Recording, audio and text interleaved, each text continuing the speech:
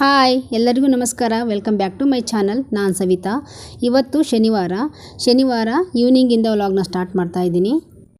ಈಗ ಟೈಮ್ 5:30. ನಾನು 3:30ಲ್ಲಿ ಬಟ್ಟೆನ ವಾಶ್ ಮಾಡಿ ಟೆರೆಸ್ ಮೇಲೆ ಒಣಗಾಕಿದ್ದೆ.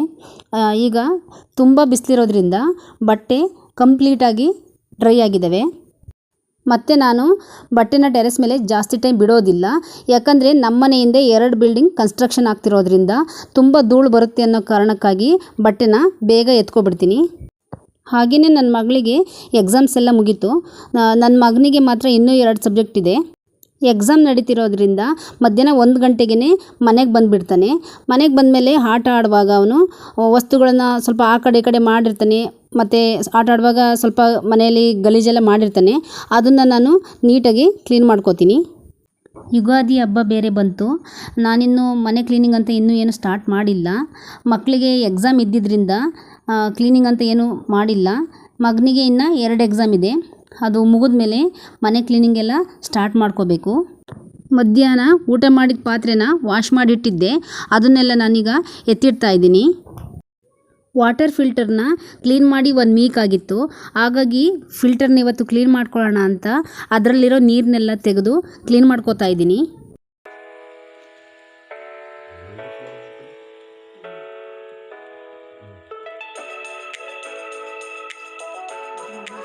ಮಕ್ಕಳು ಕೂಡ ಈಗ ಪೂಜೆ ಮಾಡಿ ಬಂದರು. ಈಗ ಈವ್ನಿಂಗ್ ಸ್ನ್ಯಾಕ್ಸ್ಗೆ ಚುರುಮುರಿ ಮಾಡೋಣ ಅಂತ ರೆಡಿ ಮಾಡ್ಕೋತಾ ಇದ್ದೀನಿ. ಚುರುಮುರಿ ಮಾಡೋದಕ್ಕೆ ನಾನು ಮಿಕ್ಸ್ಚರ್ ತೊಗೊಂಡಿದ್ದೀನಿ. ಹಾಗೆ ಈರುಳ್ಳಿ ಮತ್ತು ಕೊತ್ತಂಬರಿ ಸೊಪ್ಪನ್ನ ಸಣ್ಣದಾಗಿ ಹೆಚ್ಚಿಟ್ಕೊಂಡಿದ್ದೀನಿ. ಹಾಗೆ ಕ್ಯಾರೆಟ್ ಮತ್ತು ತೆಂಗಿನಕಾಯಿನ ತುರಿದಿಟ್ಕೊಂಡಿದ್ದೀನಿ. ಕಡಲೆ ಬೀಜನೂ ಎಣ್ಣೆಯಲ್ಲಿ ಫ್ರೈ ಮಾಡಿಟ್ಕೊಂಡಿದ್ದೀನಿ. ಮತ್ತು ಅರ್ಧ ನಿಂಬೆಹಣ್ಣು ತೊಗೊಂಡಿದ್ದೀನಿ. ಮತ್ತು ಸ್ವಲ್ಪ ಪುರಿನೂ ತೊಗೊಂಡಿದ್ದೀನಿ. ಮತ್ತು ಸ್ವಲ್ಪ ಅಚ್ಕಾರದ ಪುಡಿ, ರುಚಿಗೆ ತಕ್ಕಷ್ಟು ಉಪ್ಪು, ಸ್ವಲ್ಪ ಆಯಿಲ್ ಕೂಡ ತೊಗೊಂಡಿದ್ದೀನಿ. ಈಗ ಒಂದು ಪಾತ್ರೆಗೆ ಈರುಳ್ಳಿ ಹಾಕ್ತಾಯಿದ್ದೀನಿ. ಈರುಳ್ಳಿ ಆಪ್ಷನಲ್, ಬೇಕಾದರೆ ನೀವು ಹಾಕೋಬೋದು, ಬೇಡ ಅಂದರೆ ಸ್ಕಿಪ್ ಮಾಡ್ಬೋದು.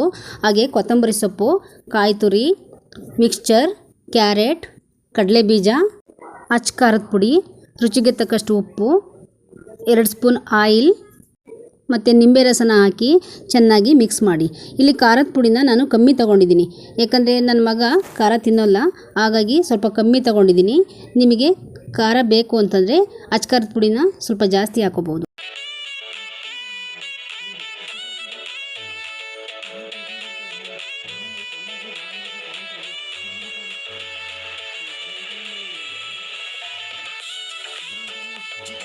ಈ ಕಡೆ ನಾನು ಚುರುಮುರಿ ಜೊತೆಗೆ ಚಾಯ್ ಕೂಡ ರೆಡಿ ಮಾಡ್ಕೋತಾ ಇದ್ದೀನಿ.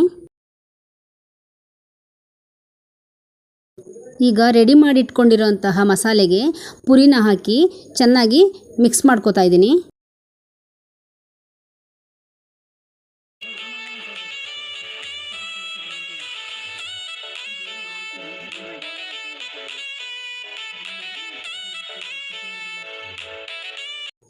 ಈಗ ಚುರುಮುರಿ ಮತ್ತು ಟೀ ಎರಡೂ ಕೂಡ ರೆಡಿಯಾಗಿದೆ.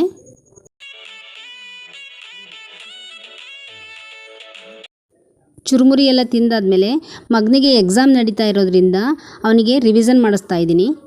ಓಕೆ ಫ್ರೆಂಡ್ಸ್, ಇದಾಗಿತ್ತು ನನ್ನ ಶನಿವಾರದ ಈವ್ನಿಂಗ್ ವ್ಲಾಗ್. ನಿಮಗೆ ಈ ವಿಡಿಯೋ ಇಷ್ಟ ಆದರೆ ಲೈಕ್ ಮಾಡಿ, ಶೇರ್ ಮಾಡಿ, ಸಬ್ಸ್ಕ್ರೈಬ್ ಮಾಡೋದನ್ನು ಮರಿಬೇಡಿ. ಸಿಗೋಣ ನೆಕ್ಸ್ಟ್ ವಿಡಿಯೋದಲ್ಲಿ.